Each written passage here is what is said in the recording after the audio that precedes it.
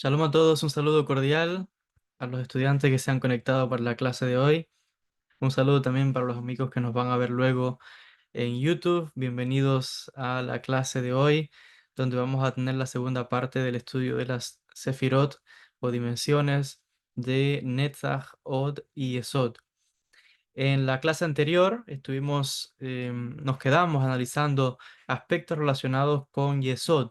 Recordemos que Yesod tiene que ver con la sexualidad. Y vamos hoy a continuar precisamente justo donde nos quedamos en esta sección. Antes de comenzar, quiero, como la vez pasada, pedir disculpas a aquellas personas que quizás estos temas puedan parecerles un poco de rubor cuando se hablan de temas sexuales y más los temas que vamos a tratar en la clase de hoy. En esta primera parte de la clase hay quizás referencias explícitas a la sexualidad entre un hombre y una mujer como modelo de la creación, pero esto es para que ustedes vean otra vez que en la Kabbalah estudiamos toda la realidad y un aspecto importante que se estudia, por supuesto, es el aspecto de la sexualidad. La Kabbalah no deja nada sin estudiar. Yo recuerdo perfectamente en una de mis clases en Israel, en Jerusalén, con mis rabinos ortodoxos, que en una de las clases, el rabino principal de toda la escuela, el Rosh Yeshiva, nos reunió en una de estas clases a todos los estudiantes y hubo una sección que fue todo de temas sexuales. Y recuerdo perfectamente que comenzamos a estudiar un pasaje del Talmud donde se hablaba del órgano reproductor de los rabinos.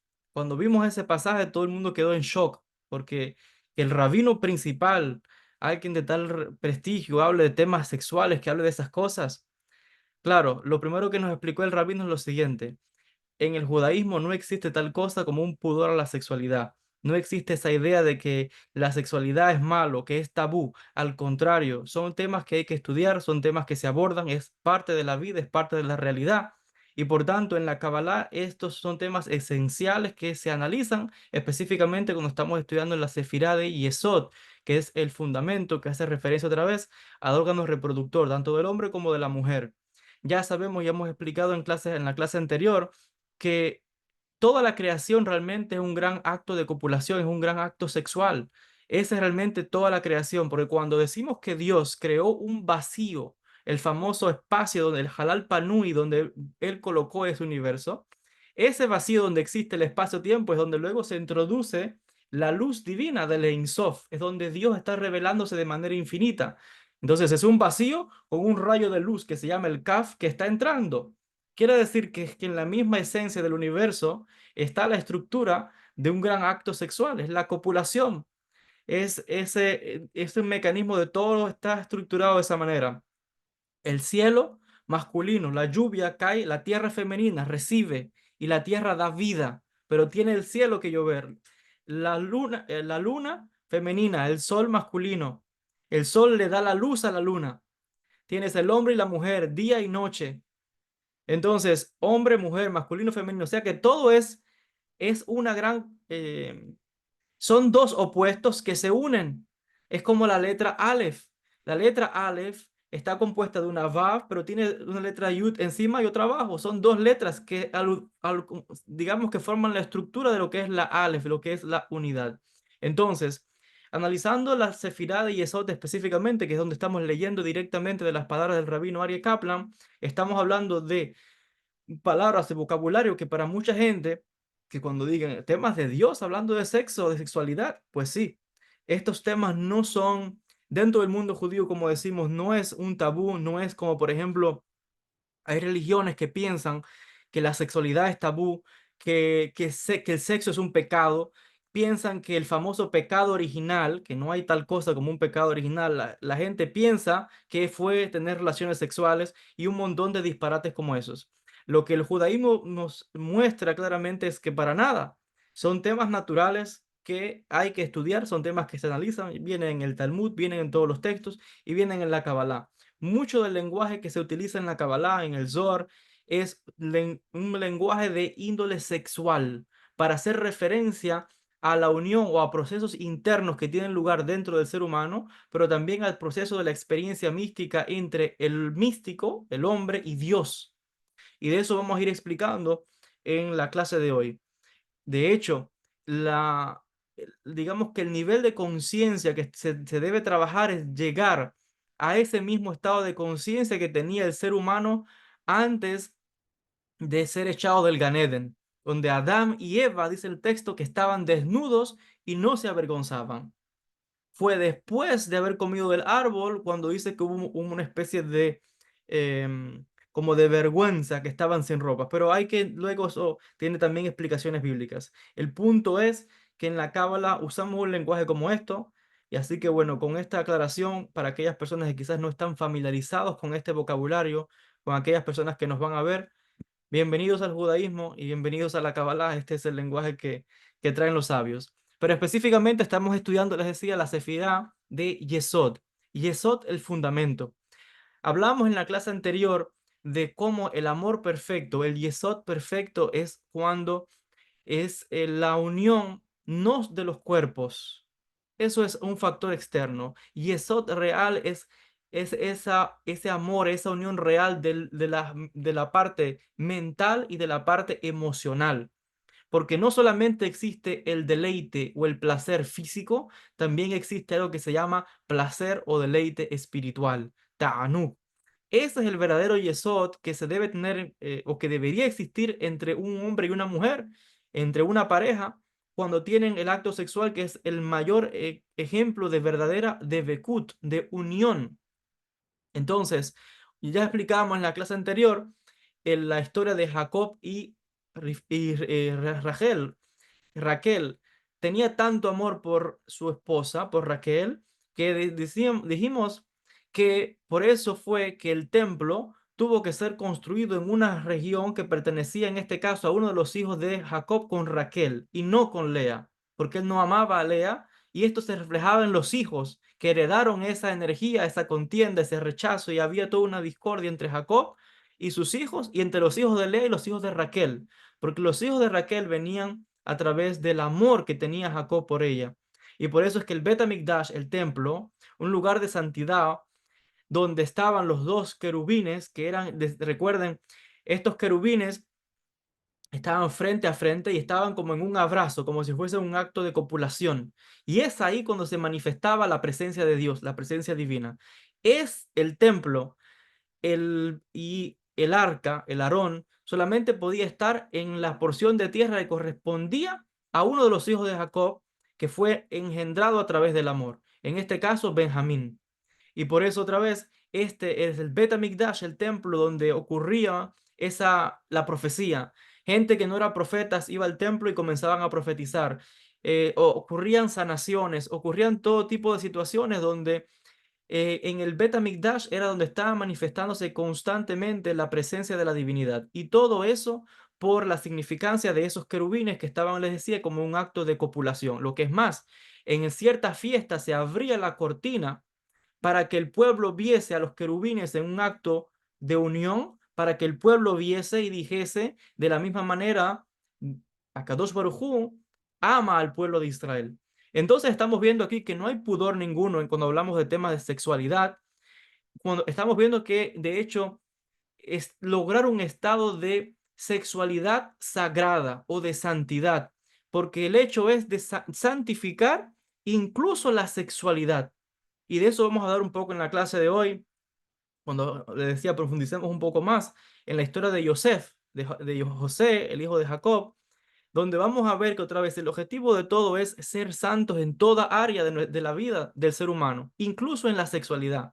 Elevar la sexualidad a un grado de pureza, a un grado de santidad.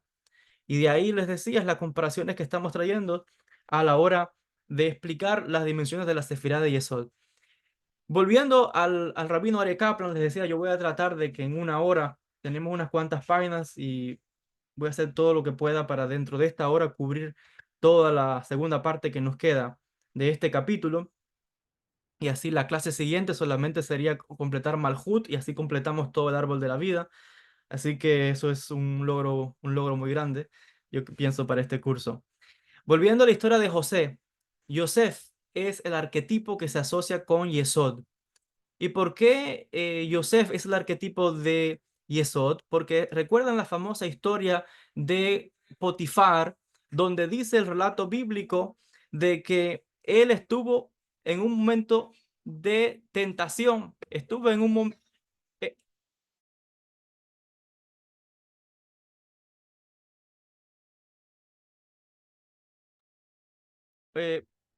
pido un permiso de 2 minutos, un momento.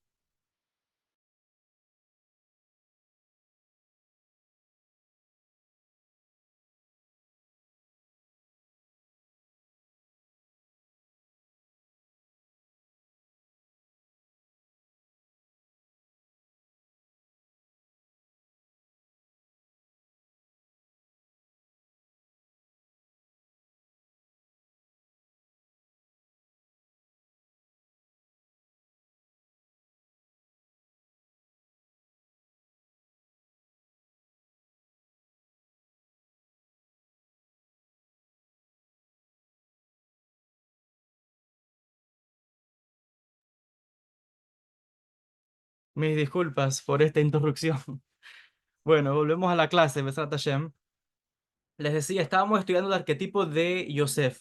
Y Yosef se le asocia con el elemento del Sadik. ¿Por qué el Sadik? Es la famosa historia donde la esposa de Potifar intenta seducir a Yosef y Yosef mantiene, no cae en esa tentación de acostarse con una mujer que no era su esposa.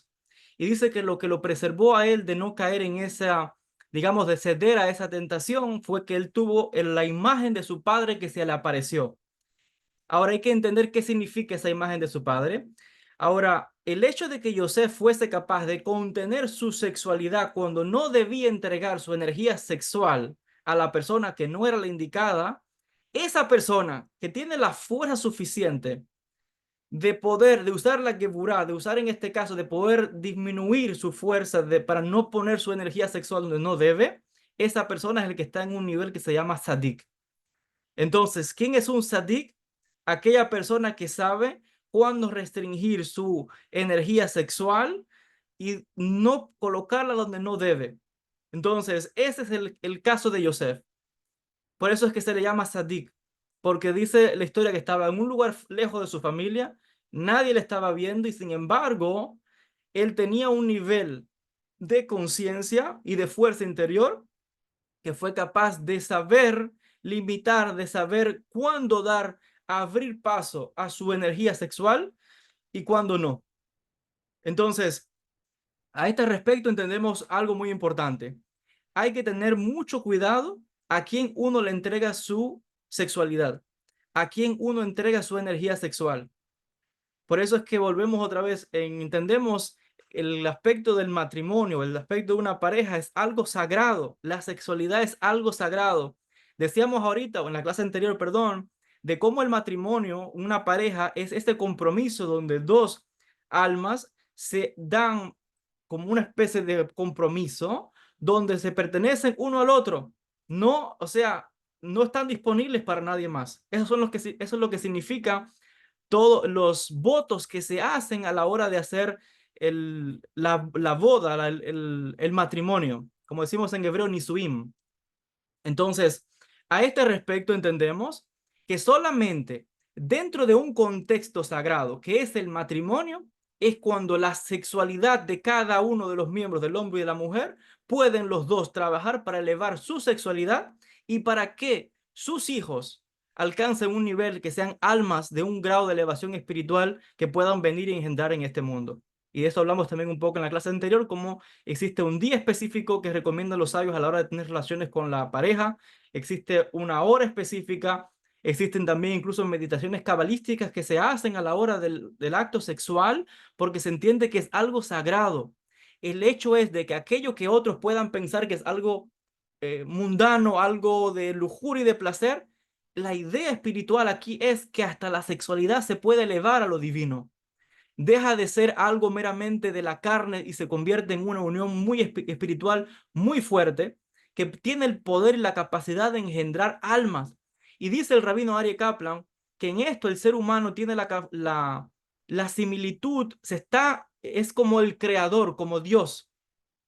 Claro, es algo simbólico. En la misma manera que Dios es el creador, el hombre y la mujer tienen la capacidad de crear, entre comillas, y ahora se engendrarán un hijo.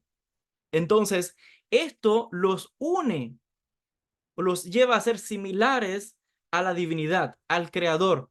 Y por eso es que dicen los sabios que en un matrimonio entre el hombre y la mujer, y específicamente en el acto sexual, que es el acto creativo, también está presente Dios, también está presente la espiritualidad, también está presente la divinidad. Y ya decía que incluso existen técnicas de meditación que los cabalistas han diseñado para que tanto el hombre como la mujer a la hora de tener el coito puedan visualizar nombres de Dios, mantras, para que su estado mental sea puro y de esa manera logren una mejor unión entre ellos, pero también puedan bajar un tercer elemento, que es el elemento espiritual, para jalar, traer, bajar a este mundo almas de Sadikim, almas de una gran elevación espiritual.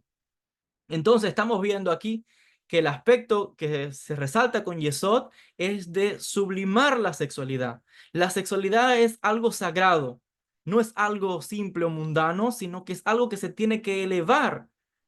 Y estamos viendo que constantemente estamos hablando de elevación espiritual en muchas áreas, pero incluso la sexualidad corresponde a ello.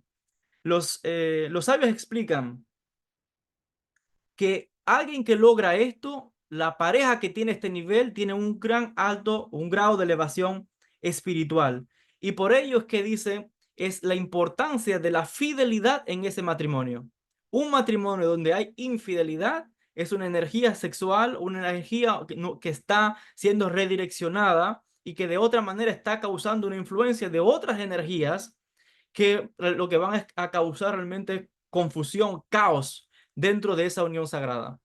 Entonces, entendemos en la manera tradicional de la Kabbalah que la manera de sublimar la sexualidad es dentro del matrimonio. Por eso es que se condena, por ejemplo, la lujuria, la inmoralidad, etcétera. Dentro del matrimonio, se entiende de que ambos pueden gozar de su sexualidad entre ellos, para eso es el matrimonio. Fuera del matrimonio se entiende de que causa eso un problema. Es una energía que está, un enfoque, una mente, una cabana que va a otro sitio. Y automáticamente eso está causando una interrupción dentro de lo que es un círculo sagrado de creación. Entonces, en este sentido, explican los sabios, estas dos almas son las que tienen la capacidad de elevar un grado o de traer esas almas de grandes Sadikim. Ahora, aquí hay un punto muy importante que trae el rabino Ari Kaplan, y es hablando del el estado en que se encuentra, en que se puede encontrar Yesod, y él lo compara otra vez al órgano reproductor del hombre. Y habla, de la mujer también puede decirse, pero más que nada él está usando aquí el término de el órgano reproductor masculino, y él está hablando de los nombres o apelativos que se le da dentro de la Cábala, pero que esto hace referencia a procesos espirituales aún mayores. Por ejemplo, él dice lo siguiente, que la palabra para mundo, olam, hace referencia o está similar o es similar en su raíz a la palabra alam, que significa oculto. Dice Rabbi Kaplan que un sadik es aquel que guarda su pureza y su inocencia, absteniéndose de relaciones sexuales prohibidas. Por tanto, Yesod, el fundamento, es llamado sadik cuando el órgano sexual está oculto y no está activo, dice él. Y esto se ilustra en la vida de Yosef, como ya hemos visto, cuando estaba en Egipto, que él logró la perfección o el estado de sadik o el estado de Yesod cuando él rechazó tener relaciones sexuales con la esposa de Potifar. Ojo, qué curioso. Yosef no es llamado Sadik por toda su, digamos que el buen comportamiento, porque fue fiel, porque rezó. No, no, no. Yosef fue llamado Sadik después que pasó una tentación, un problema de dificultad. Quiere decir que fue en el momento de prueba, en el momento de oscuridad, donde Yosef, al superar esa dificultad, o esa prueba, logró el nivel de Sadik, pero primero tuvo que pasar por esa dificultad. De esto deriva uno que la persona alcanza un alto nivel espiritual cuando uno atraviesa en la vida por esas pruebas, por esas dificultades, por esos momentos difíciles, donde si uno es capaz de saber contener o de en esta manera ocultar alam su yesod, esa persona está alcanzando un grado de sadik. Si en un matrimonio está la tentación de la infidelidad dentro de ese matrimonio, la persona que sabe contener o de ocultar su yesod su sexualidad, en otras palabras, es alguien que alcanza un nivel de tzadik porque está preservándose su pureza espiritual y sexual solamente para la pareja. Entonces, para la Cábala entendemos que pureza sexual y santidad dentro de la sexualidad solamente ocurre dentro del marco de un matrimonio. Y decimos un matrimonio para significar la unión de dos personas que por voluntad propia decidieron unirse. Eso es lo que llamamos un matrimonio. O sea, es relación de pareja. Entonces, dentro de ese contexto es donde se alcanza ese nivel de, le decía, de pureza sexual. Vuelvo a decir, estamos aquí hasta purificando la sexualidad.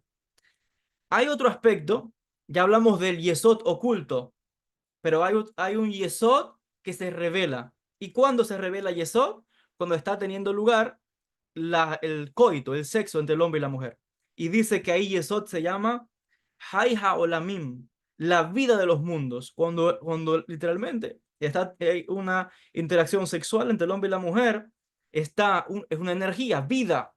Y en ese sentido decimos que es cuando está la capacidad de generar más vida, de engendrar hijos, de asemejarse a Dios, a la divinidad, que es el elemento espiritual que se debe traer dentro de una relación de pareja. Este aspecto espiritual, que ojo, yendo al aspecto, dice el Rabino Are Kaplan, cuando se llega al punto de la penetración espiritualmente hablando, eso hace referencia a una persona que es capaz de penetrar a través de su ocultamiento lo que llamamos Olamot Elionim, los mundos superiores. Entonces, el místico en un nivel de Debekut, de unión con Dios, es como aquel que está, en este caso, logrando también una unión, una fusión para penetrar, profundizar, ascender a altos grados espirituales. Y de esta manera lograr lo que llamamos ese estado de Devekut, de unión, de Ta'anuk, de deleite con la divinidad. Y esto es otro concepto que hay que explicar. Nosotros decimos que cuando alguien, por ejemplo, esto lo voy a tener un poco más adelante, el rabino lo explica, pero voy a explicarlo desde ahora. Decimos que cuando alguien, por ejemplo, tiene como un hidush, una novedad de un conocimiento, o imagínense el vidente, el profeta, cuando el profeta de repente le viene como una visión, le llega un pensamiento, le llega una predicción del futuro, ese es un pensamiento que no estaba ahí, sino que se dice, el lenguaje que usamos en la Kabbalah es que fue impregnado o fue inseminado, como cuando algo penetra, entra en la mente del profeta, así es cuando llega el flujo divino, la profecía entra dentro de la mente del profeta. Y se compara también a esa inseminación cuando llega digamos que ese flujo del pensamiento divino. Así lo expresan los cabalistas. Les decía, más adelante voy a explicar esto un poco cuando entremos a otras dimensiones como es Netzach, les decía, y Od se profundiza un poco más en esto. Entonces, para que tengamos una idea incluso, en, yo les hablaba ahorita de cómo todo es una gran copulación, un gran acto sexual, pero incluso si profundizamos en el tema de los parzufim, hay un parzuf, o sea, es un rostro divino. Estos son conceptos un poco más elevados, son superestructuras de la sefirot. Diferentes estructuras de la sefirot forman parzufim, o rostros divinos, o estructuras de los universos o estructuras nuestras. Entonces, cuando se unen diferentes sefirot, crean un parzuf, una estructura. ¿Qué es un ser humano? Nosotros somos un parzuf. Un árbol es un parzuf, un animal es un parzuf. El cosmos, los planetas son estructuras porque se han juntado energías para lograr algo. Pero ese juntar de energías es, como decía, es como una copulación, como un acto sexual donde está dando lugar a algo. Y existe un gran secreto en la Kabbalah que es la unión de Za, que es Zerampin, con Nukva. Nukva, que es femenino, hace referencia a Malhut, hace referencia a la Shejinah. Entonces decimos que en términos sexuales, cuando se une Za, o sea, Zerampin, masculino, con Nukva, que es lo femenino, esto está causando armonía en todos los mundos. Es cuando los sabios dicen, baja la shefa del mundo, baja la bendición. El lenguaje figurado es cuando llueve, como la lluvia que cae que va a traer la vida. es cuando toda la energía está fluyendo por todos los mundos, por todos los conductos que existen hasta bajar a la materia. Esa energía que está bajando y fluyendo por todos los conductos se asemeja al momento de la eyaculación, ese momento donde la shefa está fluyendo por todas las dimensiones del árbol de la vida. Es cuando vemos ese Da'at que está fluyendo por cada una de las dimensiones, se asemeja a ese flujo divino que en términos, les decía, de sexuales, los cabalistas explican para hacer referencia a esa bendición divina que baja de los mundos.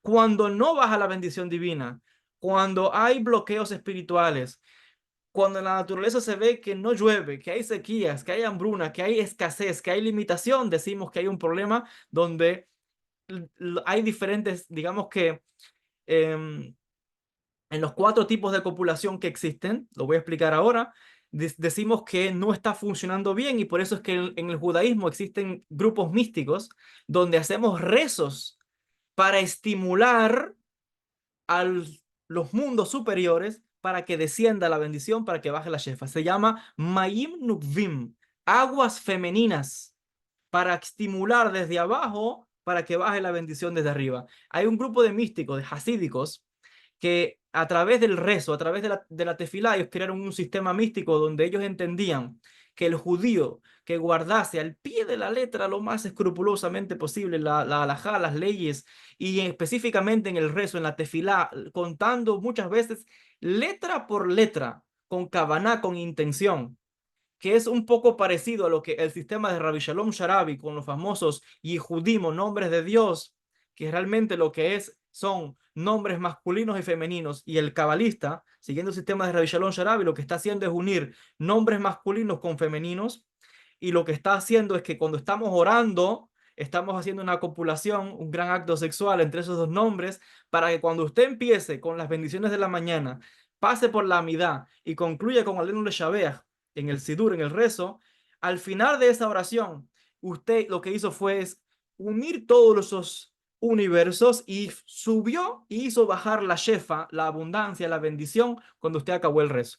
Por eso es que los que siguen el sistema de Rabbi Shalom Sharabi, los famosos Yihudim de Rabbi Shalom Sharabi, por ejemplo, en este libro, que es un Sidur de mi maestro, Rav Shimshon, aquí están los Yihudim de Rabbi Shalom Sharabi, los famosos nombres de Dios, a ver si se puede ver acá, no se ve muy bien ahí,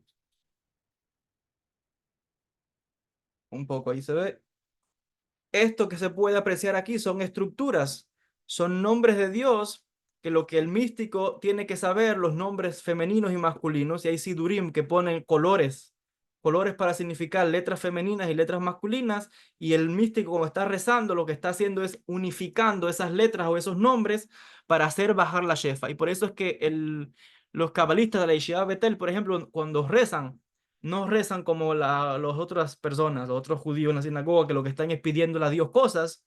El místico no pide. El místico trabaja para bajar la bendición, que en otras palabras es la unión de esas energías, porque al final, ¿qué es el hombre y la mujer? Dos energías, masculina y femenina, están uniéndose.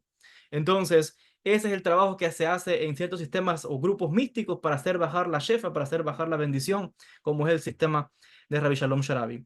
Ahora, hay algo aquí que quisiera también explicar. eh, Dice lo siguiente el rabino Aryeh Kaplan. Dice, el atributo de Yesod es de unirse con Malhut. Malhut, que es la última sefirá, hace referencia, es el elemento femenino. ¿Por qué Malhut es femenino? Porque Malhut está recibiendo la energía que baja de todas las sefirot. Por ejemplo, si se puede, a ver si puedo compartir la pantalla para mostrarle el árbol de la vida y puedan tener una visualización de lo que estoy explicando.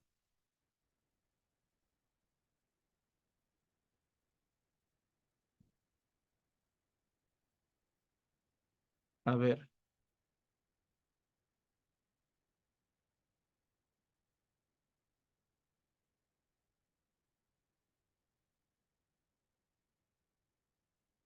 como pueden ver aquí en el diagrama, pueden ver aquí al final Malhut. Malhut es femenino porque Malhut realmente, como pueden ver, toda la energía que está bajando de Keter, Jochma, toda. Miren, aquí hay muchos canales, pero al final se hace un solo canal de Yesod hasta Malhut.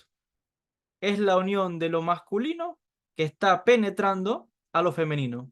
Entonces, Malhut, dicen los sabios, es mm, no voy a decir que la Sefirá más grande, pero es la Sefirá que tiene un potencial grandísimo, porque si se dan cuenta, aquí todas se están dando unas a otras, pero Malhut las contiene todas. Todas las energías de los mundos superiores, de todas las Sefirot, todas tienen que desencadenar en Malhut. Y Malhut también hace referencia a la dimensión de la materia.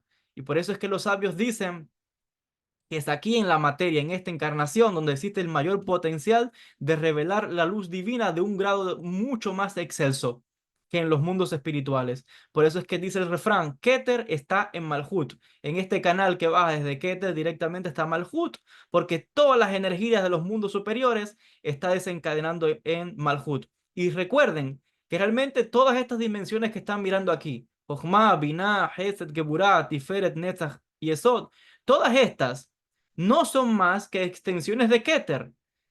¿Qué es Jochma? Es Keter restringido.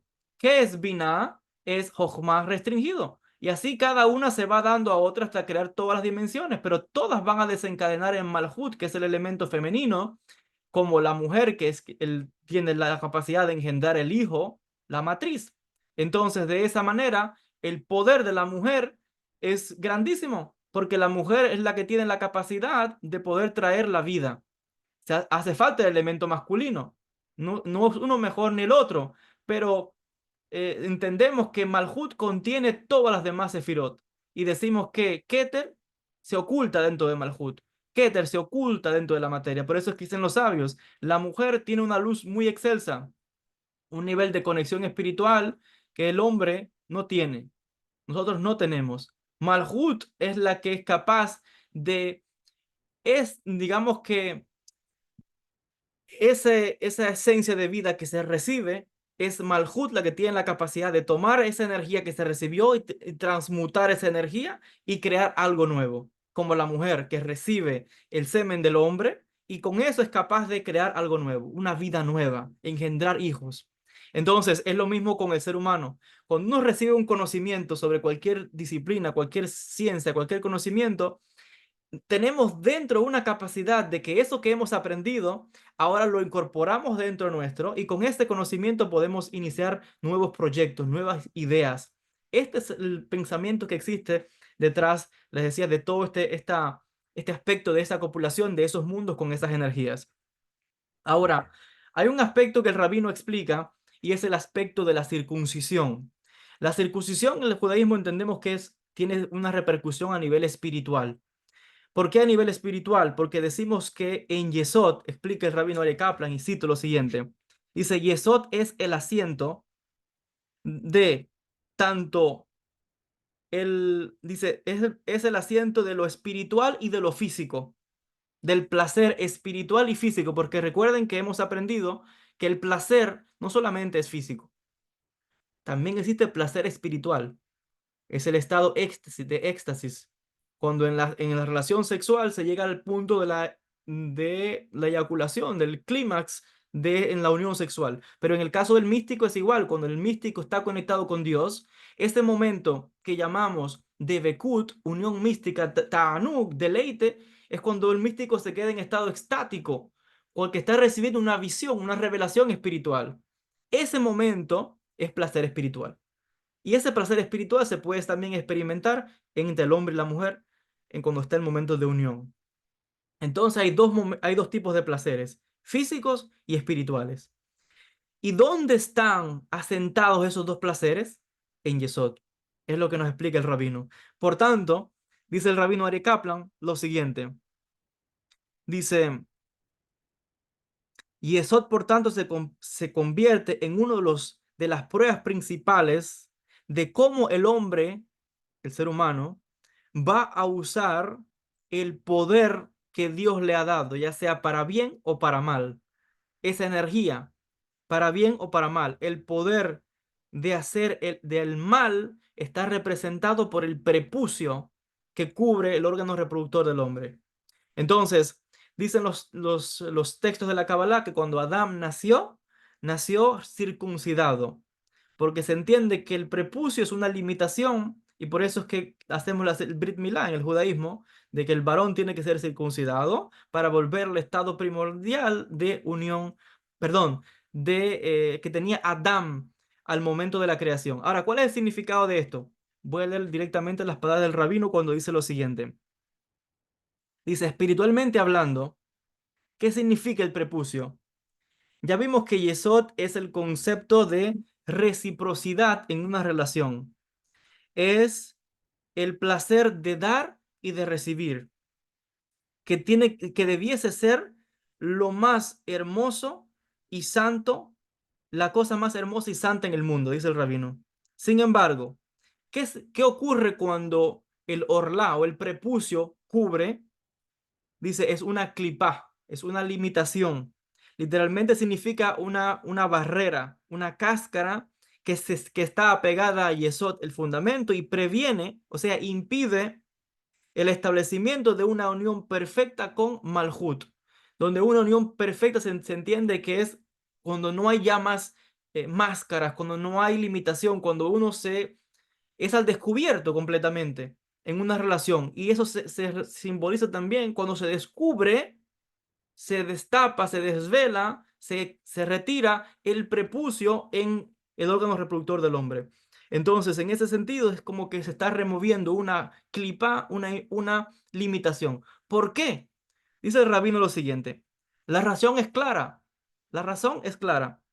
La clipa o la limitación del prepucio, eso, eso puede aumentar la lujuria, pero disminuye el placer emocional de una relación sexual.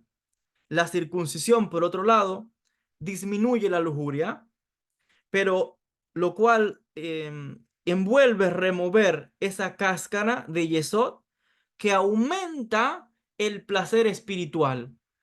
Entonces, el prepucio, el orla, en hebreo, lo que está es creando una cáscara, un impedimento que lo que está es causando un aumento del placer físico, pero no placer espiritual. Porque ya entendimos que la relación, un acto sexual entre el hombre y la mujer, no solamente es físico, se tiene que lograr un momento de placer espiritual, pero el placer espiritual está oculto con ese prepucio que está cubriendo. Entonces, cuando se retira el prepucio, lo que se está causando es que se mantiene el disfrute físico, se mantiene, pero también se aumenta ahora o el enfoque que se le da a la relación, no solamente física, también es espiritual. Y ese es el significado de remover el prepucio. Lo que es más, los sabios explican de que espiritualmente hablando, la persona, alguien que tiene circuncisión, asciende a mundos espirituales que una persona que tiene Brit Milá, perdón, que una persona que no está circuncidada no puede acceder.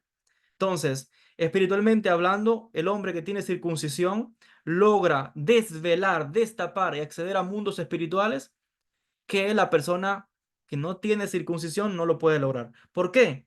Porque la persona que no tiene circuncisión, el hombre que no tiene circuncisión, se va a quedar enganchado a la carne, al placer físico, de simplemente disfrutar del acto sexual en el momento, pero él cree que ese es el fin.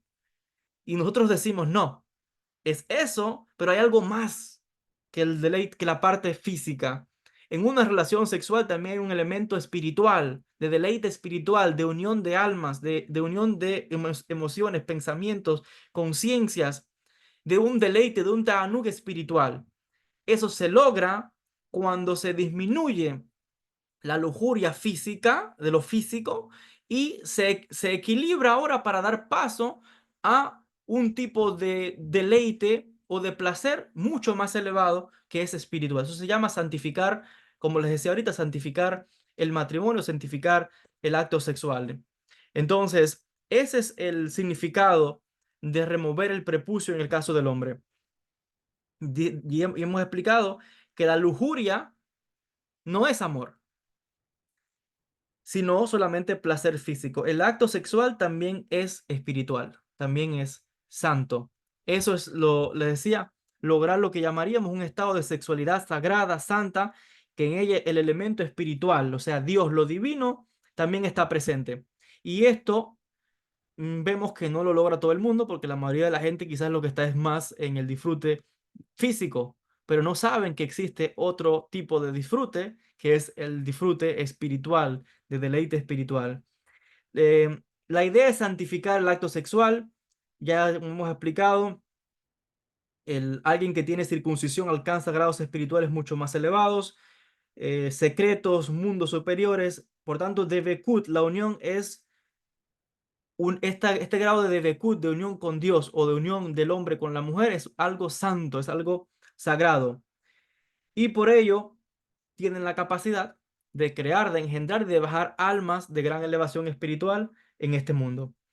Los sabios explican incluso, volviendo al tema del prepucio, que esto hace referencia incluso, hay ciertos pasajes donde se habla de la atará, la corona, haciendo referencia al órgano reproductor del hombre, donde hay un pasaje que traen los sabios, donde se habla de, como decía ahorita, aquel que disminuye la parte de la lujuria y aumenta la parte espiritual, logra nivel de Tzadik, como logró Yosef.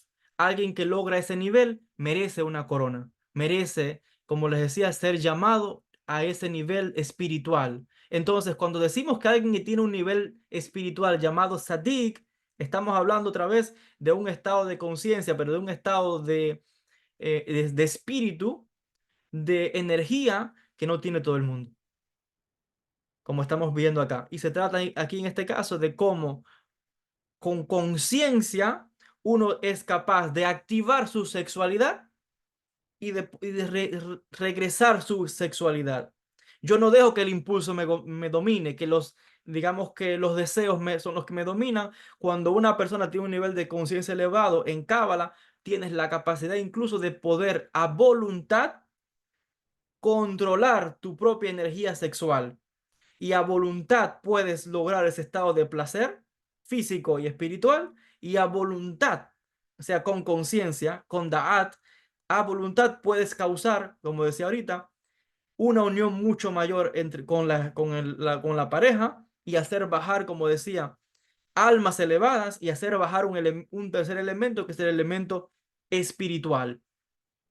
Entonces, hay otros aspectos que el rabino trae. Por ejemplo, él regresa a hablar de esta tríada que estamos analizando, que es Netzach, Od y Yesod.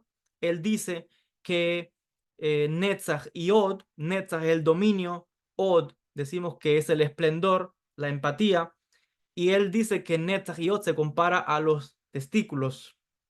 De ahí se está moviendo vida, que luego va a ser canalizada a través de Yesod para llegar a Malhut. Pero Netzach y Od también simbolizan, por ejemplo, los riñones, porque los riñones tienen la capacidad de limpiar, de filtrar las impurezas del cuerpo y que sean expulsadas. Entonces estamos viendo que estas dimensiones, Netzach y Od, que también, ojo, simbolizan la pierna derecha, la pierna izquierda, el pie derecho, el pie izquierdo, es básicamente esta parte inferior del cuerpo donde están presentes dos elementos o la fuerza que decíamos ahorita. ¿Cómo vas a usar esa fuerza?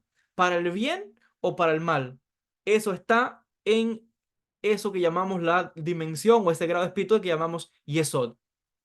Y sabemos que hay sistemas espirituales donde hablan que la energía sexual se puede utilizar precisamente como catapulta para acceder a altos grados de conciencia, como yo les he explicado ahorita, y esto también lo conocen los hindúes, lo saben, los budistas lo saben, eh, que de cómo la energía sexual, tanto en el hombre como en la mujer, puede ser utilizada como algo que es una energía creativa, que no solamente se canaliza a través del acto sexual, ojo, también se puede manifestar en la creatividad, porque por ejemplo en Netzach está la parte artística, están los pintores, los escultores, todo ese abstracto.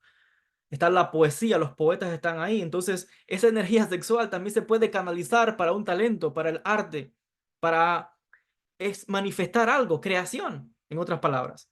Entonces, estamos viendo las diferentes aplicaciones que la energía de Yesod en combinación con Netzach y Od se puede canalizar en el momento creativo para un gran deleite físico y espiritual, pero también incluso artístico, las capacidades que tenemos los seres humanos.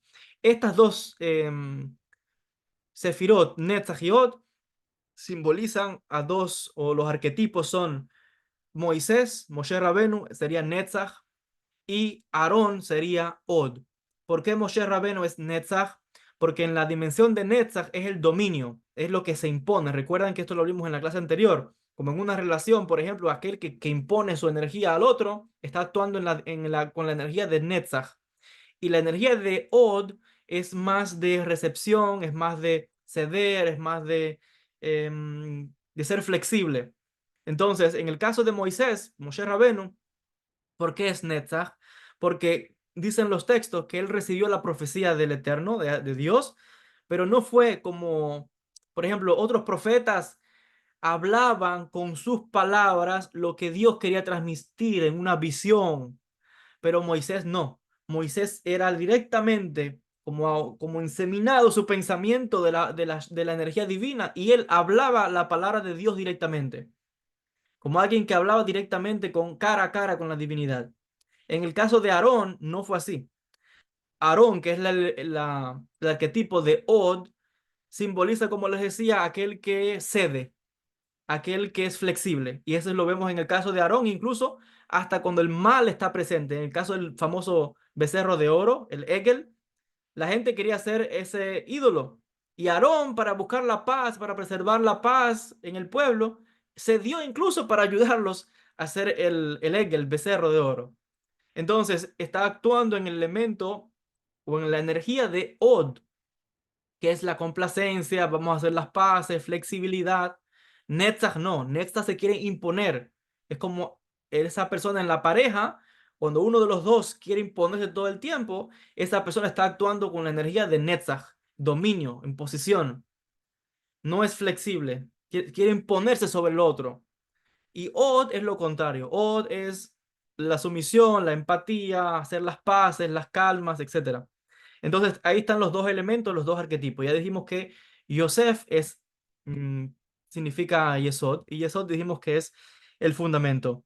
En Netzach y Od también está el elemento de la emuná, de la fe, explica el rabino Are Kaplan. Dijimos también que está la profecía, porque el profeta, cuando recibe una visión, por ejemplo, se le muestran símbolos, se le muestran imágenes, o a veces ve montañas, a veces ve gigantes, a veces ve cosas que no entiende. Y eso se llama Netzach, lo simbólico. Y la tarea de Od es ahora traducir esos símbolos, traducirlos en un lenguaje que en la mente del profeta o del místico pueda uno comprender. Es lo mismo que los sueños. Los sueños están operando en el nivel de Netzach, porque uno sueña a veces cosas extrañas que no comprende. Cuando uno logra darle significado a esas cosas que uno sueña, es cuando está operativa la dimensión de Od, que está traduciendo, en otras palabras, esos símbolos o esas cosas que hemos visto, por ejemplo, en los sueños. Y estamos viendo aquí con ejemplos prácticos cómo las dimensiones de Netzach y de Od están operativas básicamente todo el tiempo en cualquier etapa de nuestra vida. Ahora, hay esta última parte del texto, el rabino explica el elemento del mal, dice el rabino Are Kaplan, y él trae lo siguiente. Voy a citar sus palabras, donde dice, él trae el ejemplo de la pelea de Jacob con el ángel, explica qué significa eso. Dice, esta es también la idea del ángel que golpea el muslo de Jacob luego de luchar toda una noche con él. De acuerdo al Zohar, el Zohar explica que esto fue una batalla que tuvo lugar en el mundo espiritual, dice el Zohar Kadosh, o sea, en una visión profética. Y el hombre con el que Jacob estaba luchando simbolizaba las fuerzas del mal que querían atacar a los descendientes de Jacob. Y esto, la herida que causó en el muslo, simbolizaba la victoria parcial del mal. Los hijos de Jacob tendrían que sufrir persecución, y esto muestra como muchos judíos a través de la historia también sufrieron cosas como estas. También muestra cómo el mal opera para crear confusión, y es el caso de la apostasía. Y el hecho de que Jacob fue herido en el muslo izquierdo indica que esto es resultado de Od, que es, digamos que el resultado secundario de cómo opera el mal. Muchas veces, cada uno de nosotros atravesamos situaciones parecidas a lo que estamos viendo acá. Tenemos esas batallas en diferentes situaciones, una enfermedad, un problema de economía, problemas en el matrimonio, con los hijos, en el trabajo. Es como esa lucha donde el mal está manifestándose. Pero dice, el rabino está explicando que eso se corresponde a Od. O sea, es flexible. ¿Por qué es flexible? Porque es como Jacob, que fue herido en el muslo, estamos también nosotros siendo atacados. El mal nos está atacando y el mal nos puede atacar. ¿Y por dónde ataca el mal? Por la dimensión de Od.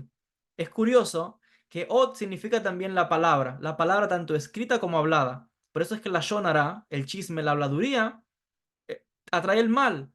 La gente que habla demasiado sus secretos atrae el mal.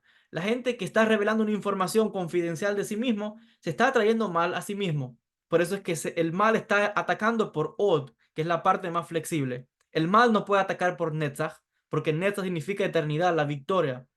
Entonces, este elemento de cómo el mal está manifestándose es importante en el sistema, pero hay que entender que es algo secundario, porque el mal lo que está es permitiendo que se manifieste el libre albedrío nuestro en una situación determinada, de acuerdo a cómo uno reaccione cuando está atravesando por un problema. Esa reacción se llama libre albedrío. Y esta última parte, los últimos párrafos de este capítulo, el rabino se dedica a explicar el tema del libre albedrío con el mal, y otra vez en el contexto de Netzach y Od, porque se relaciona con las dimensiones, decía, de Od específicamente. Ahora, el ataque del mal, dice el rabino, no es lo principal, sino que es parte secundario de acuerdo al plan que tiene la divinidad.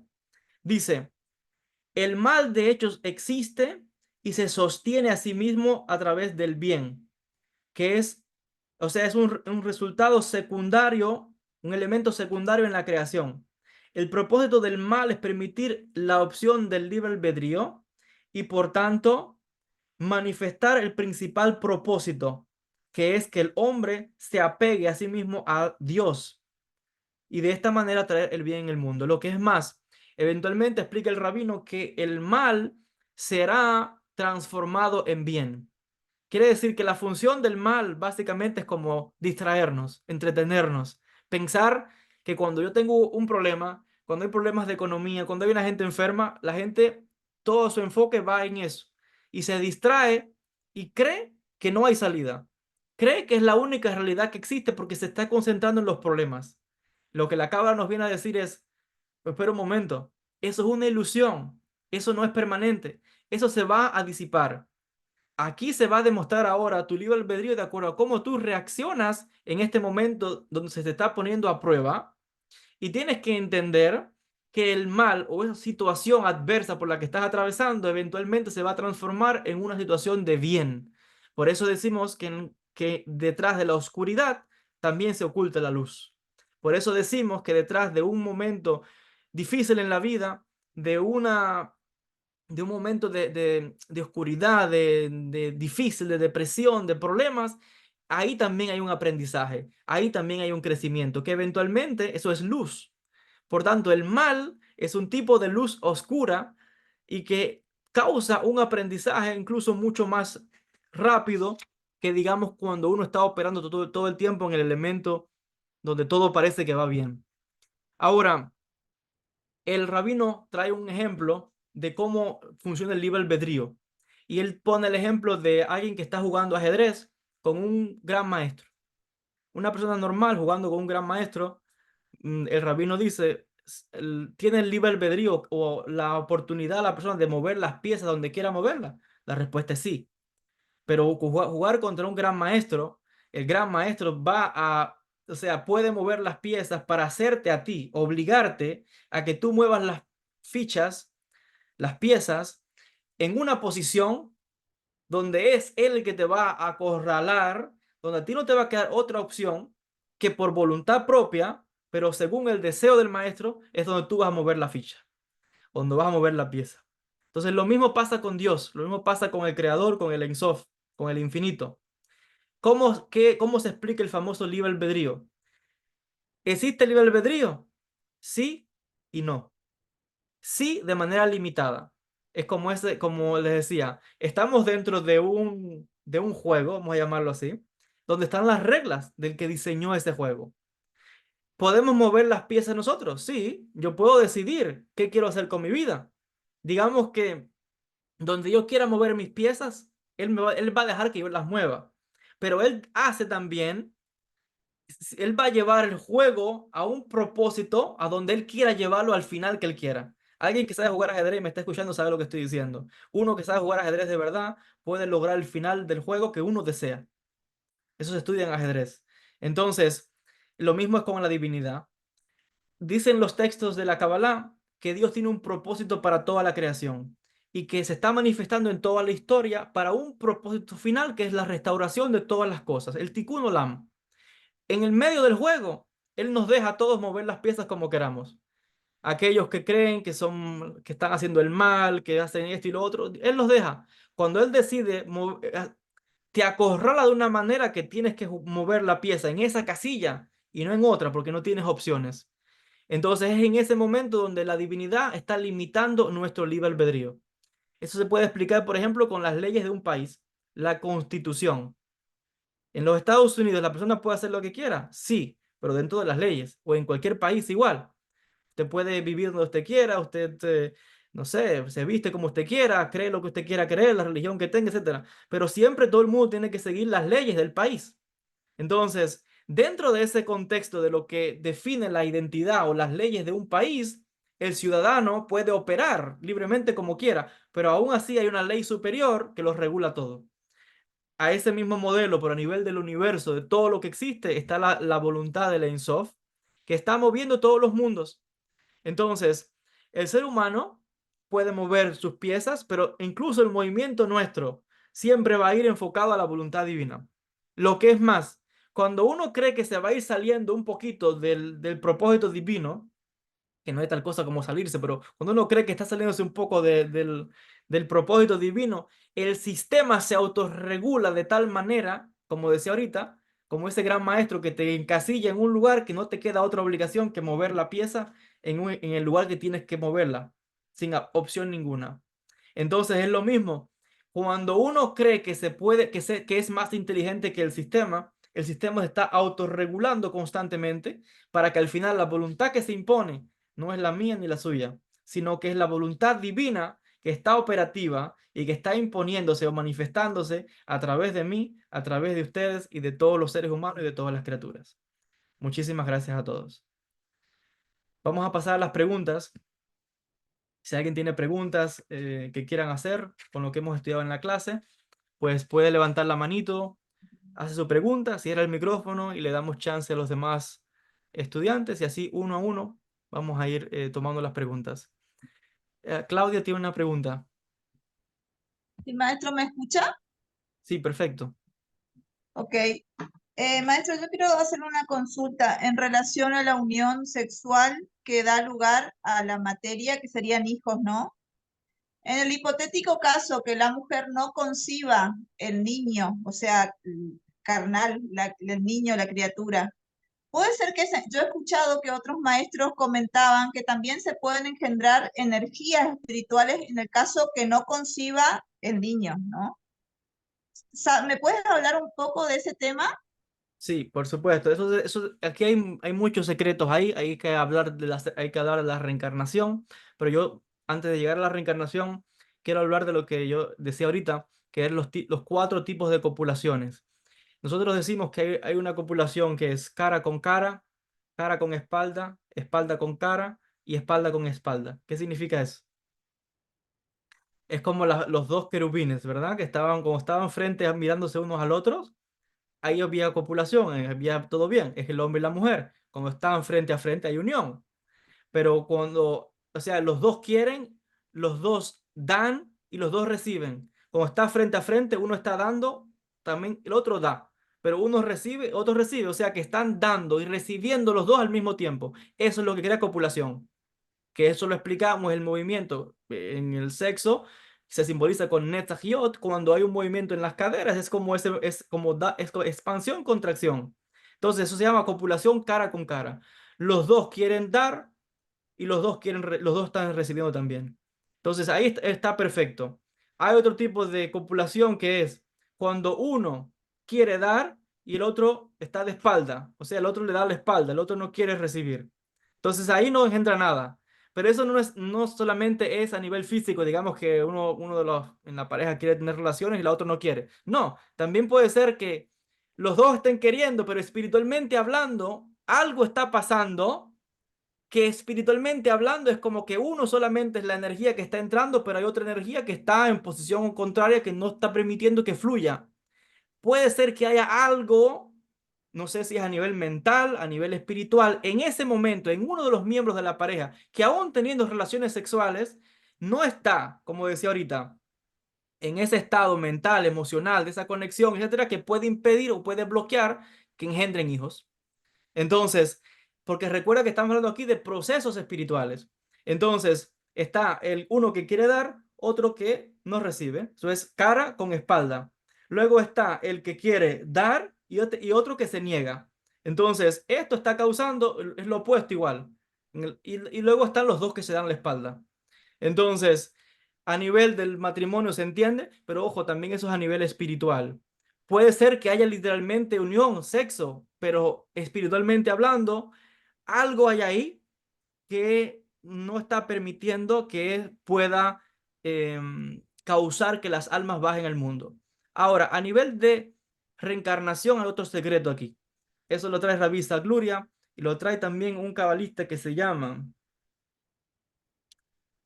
no recuerdo el nombre ahora, es un libro que estudié con mi maestro en Jerusalén, un cabalista que lo que explica que hay momentos en que una energía diferente puede bajar y apegarse, por ejemplo, a la mujer o al hombre.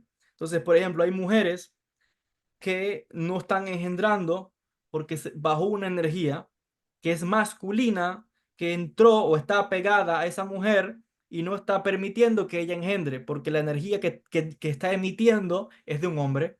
Entonces, él no va a engendrar nada, porque a nivel de energía hay algo ahí pegado. Eso se tiene que ver con lo que llamamos Iburim, que la gente, básicamente es como una posesión, pero hay secretos espirituales y por eso es que hay cabalistas que, por ejemplo, para que la mujer pueda concebir, le crean un amuleto, le crean una camea, que es como un amuleto, se lo pone en el cuello y con eso la mujer puede caer embarazada, porque lo que hizo fue despegarle la energía esa que tenía para que ahora pueda concebir. Hay otras técnicas que se siguen ahí, por ejemplo, ahí la historia de un rabino, no recuerdo si era Rabbi Akiva o qué rabino era, que estaba con su mujer casado por muchos años, pero la mujer realmente tenía una energía de un hombre, de otra persona, él trae el nombre y todo, y eso impedía que la mujer pudiera quedarse embarazada. Hasta que esa alma no se zafó y se reencarnó, no pudo fluir nuevamente, como decía ahorita, esa energía de los mundos que pudiera causar que la mujer engendrase hijos. Entonces, hay diferentes secretos espirituales dependiendo del caso. Pero vuelvo a decir, o es porque hay un problema espiritualmente hablando en los cuatro tipos de copulaciones, o porque hay una energía que está pegada, por ejemplo, a la mujer, que está impidiendo que puedan generar. Muchas gracias, maestro. A ver, ¿quién tiene otra pregunta? Génesis. Hola, hola maestro. Shalom. Ay, shalom. Yo entré tarde, entonces con la parte que pesqué voy a tratar de bajar, de estructurar lo poco que escuché, a, a tratar de yo entenderlo. Am, entonces, se puede también eh, considerar que también es parte de, por ejemplo, usted mencionó el libre albedrío. Se puede, por ejemplo, a, ¿a quién tú le vas a creer más? Por ejemplo, si a la mente racional o a lo que tu alma ya te comunicó. Por ejemplo, ella mencionaba el aspecto del embarazo. Yo me tomo como, por ejemplo, como a Sara, eh, de que ella ya estaba supuestamente en la vejez. Entonces, ¿a ella quién le iba a creer?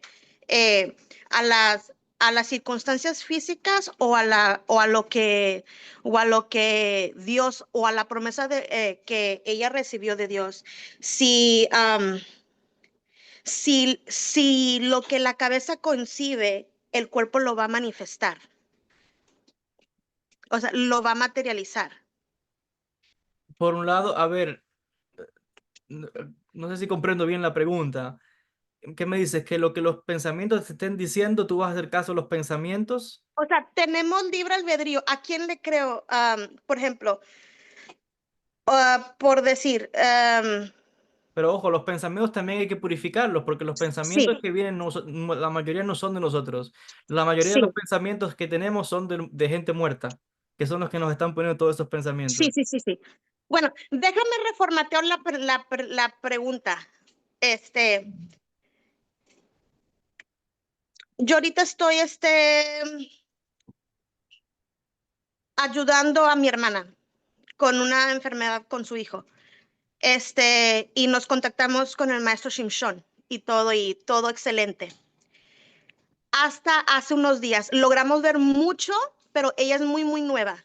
Mucho avance, por ejemplo, logró con lo que nos había dado el maestro Shimshon, bajar de 14% de glucosa, que es un nivel de diabetes ya muy, muy extremo, y bajó a 8.5 y él necesita un 7.4, o sea que el avance fue mucho. Pero se le metió como que la duda. Entonces, la duda de que, ok, todavía me falta un numerito más. ¿A quién le creo más? ¿Al doctor o a los resultados que estoy teniendo con, con los nombres de Abulafia que el maestro Shimshon nos dio? O sea, el libre albedrío de ¿a quién le creo más? A ver, O a ver, aquí hay algo. Es que usted, si por lo que usted me está contando, lo que pusieron en práctica espiritualmente hablando no quedó en lo espiritual, porque le está demostrando que funcionó, porque y fajó. yo lo vi En- antes de que ella fuese a esa cita del doctor, pero es que ella apenas está recién, está, no tiene tanto conocimiento, entonces ella batalla con los términos. Por ejemplo, antes de ella ir a esa cita, ella había orado que Dios le confirmara, que Dios le, aparte de lo que ella ya estaba viendo con los números de su hijo, y yo lo soñé. Esa misma mañana que ella fue al doctor, entre 8:30, yo soñé que yo estaba en una videollamada con usted y que usted me decía, por ejemplo, que cómo van las cosas y yo le decía, todo bien, mi mamá está a punto de caminar, pero fíjate que mi hermana, pero el maestro Shimshon, pero lo que nos dio nos funcionó y se sanó en tiempo de como que ya está sano. Entonces va con el doctor y le dicen, bueno, ha habido una mejoría increíble, porque el nivel de diabetes que él tenía no hay cura. Él es diabético y según en 6 meses, ¿verdad? La insulina le va a matar el páncreas. Pero eh, lo funcionó y yo lo vi. Entonces ella tiene que quitar el bloqueo como que de la duda, como que el sí funcionó, el no funcionó, y ahí es donde está el coger libre más albedrío. peso, el libre albedrío. Entonces es que esta clase, acabo también de escuchar una clase excelente con Gonslow que hablaba justamente de eso, que decía que el secreto está en gobernar la mente, o sea, irte por encima de lo racional, porque lo que la cabeza concibe, el cuerpo lo va a manifestar. Entonces yo soy, y me interesa mucho esta clase porque yo soy la Sefirá de Ot. Entonces yo lo vi, pero no es mi decisión creer. Por mí, para mí él ya está sano. sino que ella está en un proceso de aprendizaje en donde ella está teniendo como un acercamiento, como una experiencia propia. Entonces, es también, por ejemplo, esa experiencia relacionado con lo que usted acaba de mencionar en la clase de libre albedrío. El libre albedrío es como uno reacciona a diferentes circunstancias. Sí, Entonces, reaccionar, en el caso que usted me está contando, es eso, ahí es donde entra el libre albedrío de su hermana. de ella. Entonces, está la parte científica, que también es excelente y hay que tomarla en cuenta, por supuesto, y Sí, está la parte espiritual, que no es racional, sino que está por encima sí, de lo lógico, porque la profecía pasa por encima de eso. Entonces, sí, ¿qué creer, qué no creer? Es que hasta lo que me está contando dice que tuvo resultados. Entonces, sí. pero ahí es donde Y, está ajá, el libre albedrío y de la yo lo persona. vi, yo lo vi, yo por ejemplo en el sueño, yo le decía a usted, que yo pienso que era como una tipificación de mi maestro guía. No estoy diciendo, pero era una representación en mi mente, Sí, porque no conozco ni el nombre de mi guía, la verdad. Yo le decía, todo bien, mi mamá está a punto de caminar y sí, ya anda en el andador. Está a punto de caminar y lo de mi hermana está funcionando y ya se sanó. Pero el ya se sanó como que ya está hecho.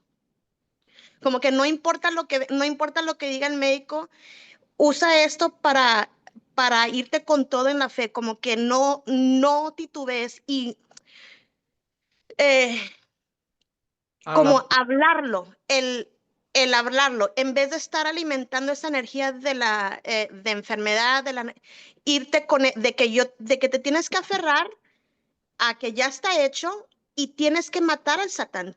Eh, Matar la ansiedad, matar eso que se está queriendo infiltrar para hacer un bloqueo y aferrarte totalmente. hasta que se materialice. Totalmente. Cuando otra vez, cómo uno reacciona a unas circunstancias, Ujú, es como alguien, por ejemplo, que va a un sitio y encuentra una pared. Piensa que la pared ujú. del camino, se sienta y dice, ya no puedo avanzar. No se da cuenta que puede ir por el lado. Sí, Entonces, la duda, lo que es racional, nos dice, ya no hay más nada que hacer. El libre albedrío entra aquí en que la persona o busca otra alternativa y se da cuenta que por el lado este puede caminar, puede avanzar, o se queda ahí frente a la pared. sí, Entonces, ahí estaba el libre albedrío de la persona. sí. Entonces, es básicamente cómo se manifiesta en cada circunstancia en la vida de cada uno de nosotros. Pero por Y encima de todo incluso, eso, hay una ujú, voluntad que sostiene todo. Y es la única sí, voluntad que existe, que es la voluntad divina. sí. Incluso hay un pasaje en la Torah en donde dice, alzaré mis ojos a los montes. No es de que te vas a ir a subir un monte, sino que me imagino que hace referencia a la meditación. Uh, you're, you're gonna go inward. You're gonna elevate yourself. Te vas a elevar por encima de la circunstancia en donde sabes porque el maestro Shimshon decía, para cada circunstancia, cuando él estaba creando el mundo, él puso una salida a todo.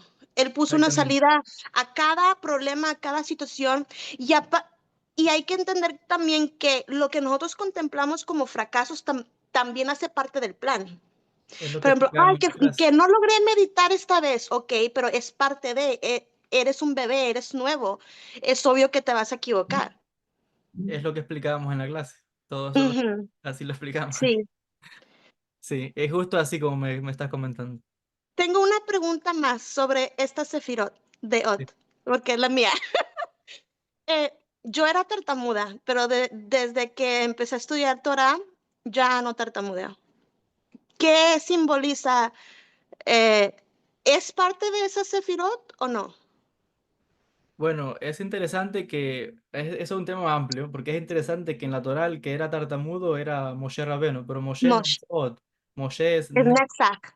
Ahora, hay explicaciones por los comentaristas, diferentes comentaristas, de qué significa realmente la palabra de tartamudear, si era que realmente tartamudeaba o es hay quien dice que es literal, hay quien dice que se refiere a otro aspecto ahí.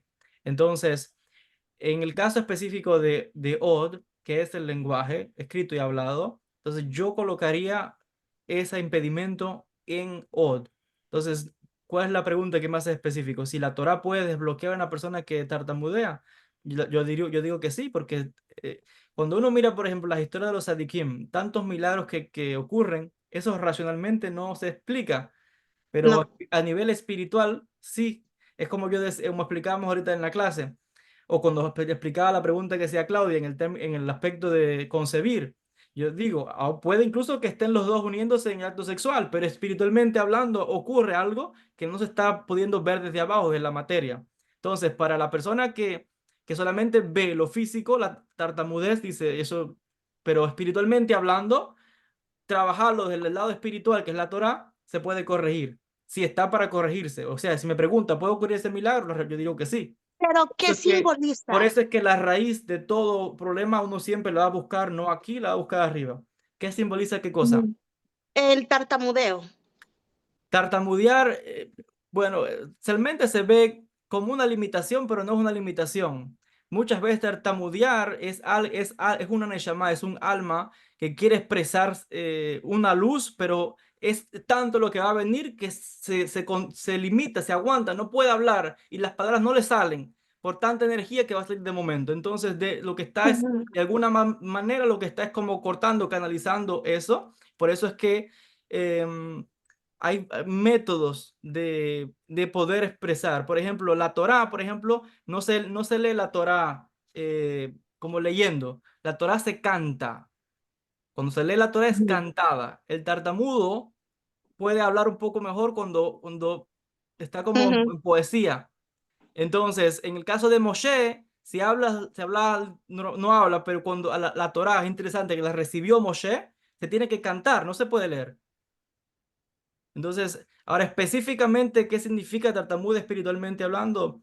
Lo que yo conozco, porque no he estudiado ese aspecto en profundidad, lo que yo conozco es que es un alma que tiene una luz muy grande como Moshe, pero esa luz no puede salir de repente, esa luz va limitada. Y por eso es que muchas veces necesita como otra boca extra. Pero Sí. otra vez ahí yo no he profundizado mucho en ese aspecto. Y es que le pregunto porque venimos eh, en un sueño, hace años cuando yo empecé en la Kabbalah, es que siempre se me presentan como gente enferma. Con mi misma hermana se le deforma el bebé en el vientre y en una de las clases con una persona que yo estaba estudiando, logré obtener el cabanot o la segula, como le quieran llamar, para,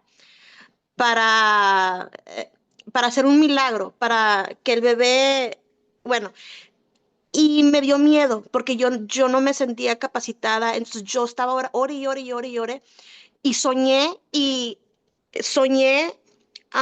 como eran como 10 ancianos, vestidos así como ustedes, de negro, con el sombrerito y el negro, y yo hablaba. Y el hombre a un lado mío, que era también un rabino, pero no le vi la cara, les hablaba también a ellos y ellos me decían, pero es que ella es tartamuda. Y en el sueño yo era la embarazada. Y el que estaba parado enfrente de mí me dice, tranquila, todo va a estar bien y pone sus manos en mi vientre. Yo no entendí la tartamudez hasta que años más adelante, hasta ahorita, se me quitó eso, que ya puedo hablar, pues, sin trabarme, como yo lo hacía, porque era casi con cada palabra yo me quedaba callada porque no podía hablar. Entonces yo siempre me quedé con eso de que qué es ser tartamudo, porque se me quedó grabado, porque como es un defecto en el habla, es like te afecta, te afecta. Sé que hay comentaristas bíblicos que han traído comentarios sobre eso, pero yo no he estudiado esa. Oh, ok, ok. Bueno, está. Gracias por compartir. Una pregunta final para ir cerrando la clase de hoy. Si alguien tiene alguna otra pregunta,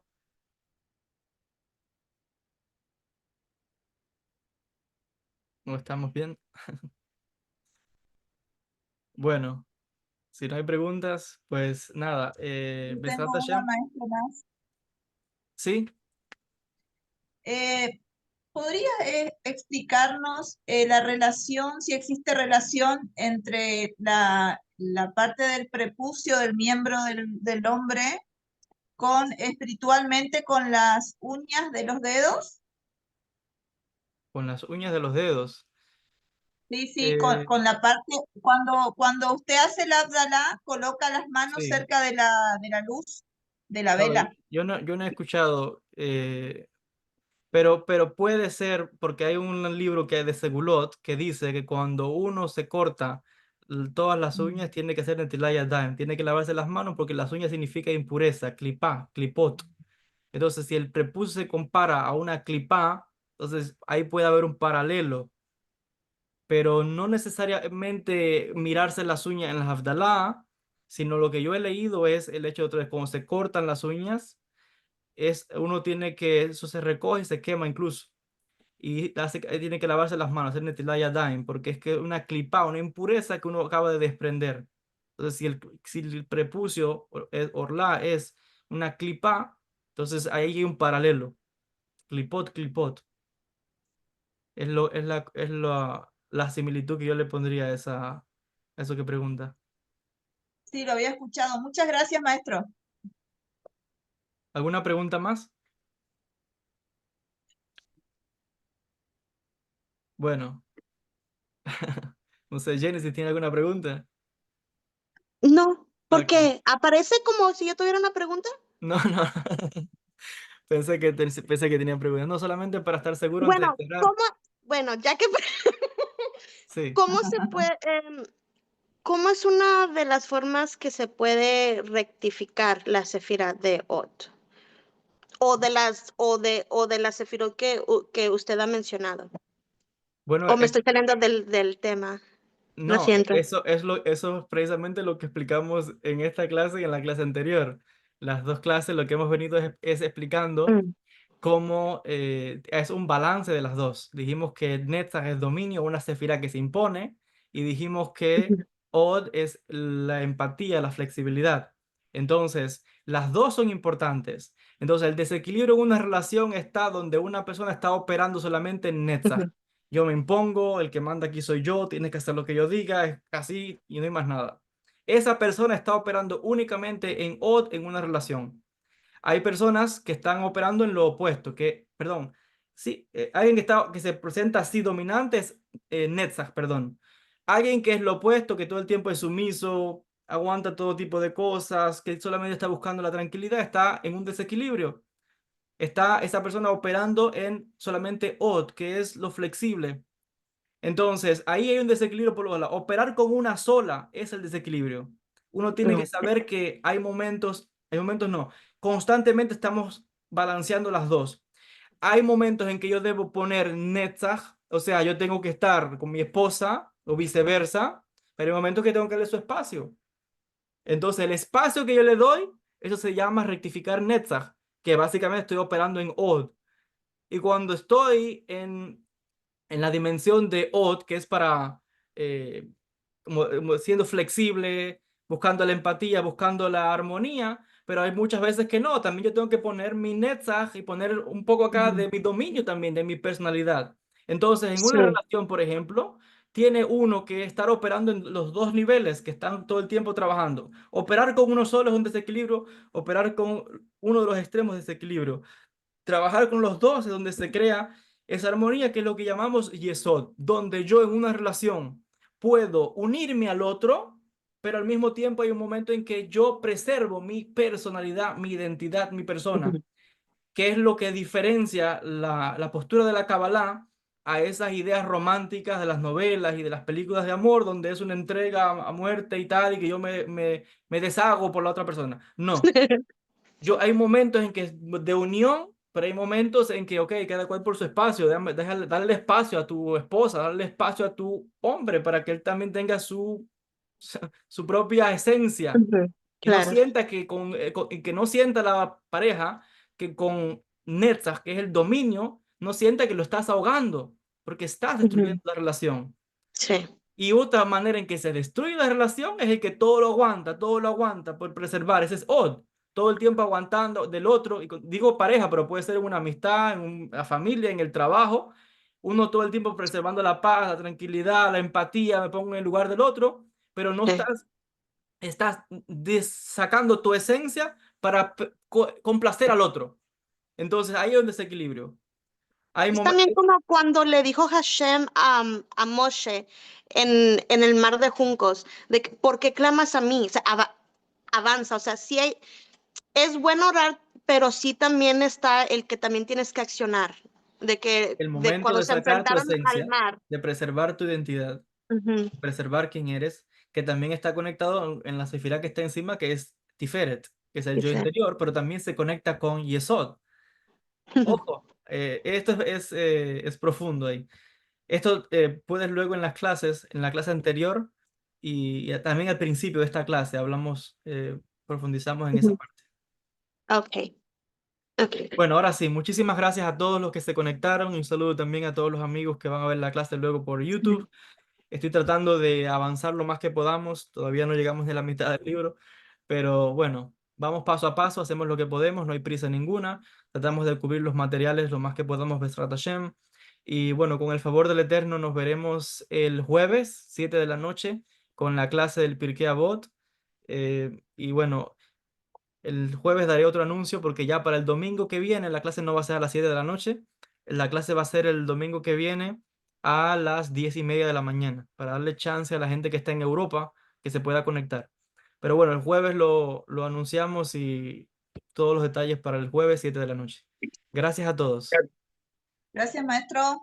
Bye, bye. Bendiciones. Adiós. Bye.